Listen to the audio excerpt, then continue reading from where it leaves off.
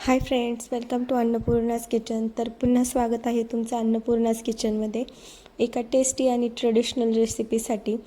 तर आज आहे संकष्ट चतुर्थी आणि त्यासाठी सर्वांच्या घरी तर उकडीचे मोदक सगळेच बनवत असतील. मी सुद्धा माझ्या घरी नेहमी उकडीचे मोदक बनवत असते.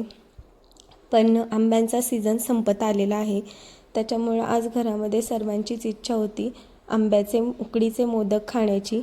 पण उकडीचे मोदक करण्यासाठी माझ्याकडे तांदळाचं पीठ अवेलेबल नव्हतं, नेमकंच ते संपलं होतं.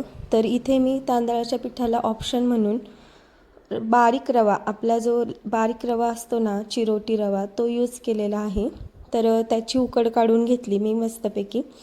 2-3 मिनटं असं मस्त हलवून घेतलं त्याच्यामध्ये रवा टाकून आणि झाकून ठेवून वाफ घेऊन 10 ते 15 मिनटं मस्त असं व्यवस्थित मिक्स करून त्याचं कोटिंग तयार करून घेतलं. आता हे कोटिंग साच्यामध्ये टाकून त्याच्यामध्ये आतमध्ये जी तयार केलेली फिलिंग आहे ती भरून मस्त असे उकडीचे मोदक तयार केलेले आहेत रव्याचे. तर कशी वाटली रेसिपी कमेंटमध्ये नक्की सांगा आणि हो, चॅनलला लाईक शेअर सबस्क्राईब करायला विसरू नका.